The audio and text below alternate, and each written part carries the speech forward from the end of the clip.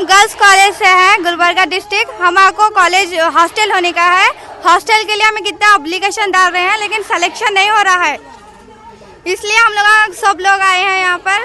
फिर बस का भी प्रॉब्लम है, हमारे को जल्दी बस मिलती नहीं टाइम से, फिर हम टाइम से घर पे नहीं पहुँचते, और हमारे घर पे कितना रास्ता देखते हमारे अम्मी अब्बा परेशान होते, इसलिए हमारे को हॉस्टल के लिए हम लोग यहाँ पर आए हैं।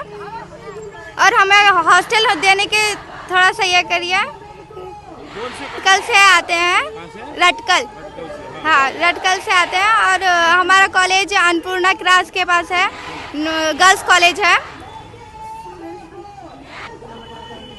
हमारे को गर्ल्स कॉलेज होने का है, और हमारे को आपकी डिमांड क्या है सरकार से? हमारी डिमांड यह है कि हमारे को हॉस्टल होना का है रहने के लिए। हॉस्टल जल्दी एडमिशन हो रहा नहीं, सिलेक्शन नहीं हो रहा। हम डाल के फॉर्म 1 महीना हो गया, हमारा सिलेक्शन हमारे से बाद में डाले साल का हो गया है, लेकिन हमारा नहीं हुआ अभी। कौन से कॉलेज से आप? हम गर्ल्स कॉलेज से हैं। नाम अतिया फातिमा, अब्बा का नाम मशाक साहब। तो सरकारी प्रौढ़ा गर्ल्स कॉलेज।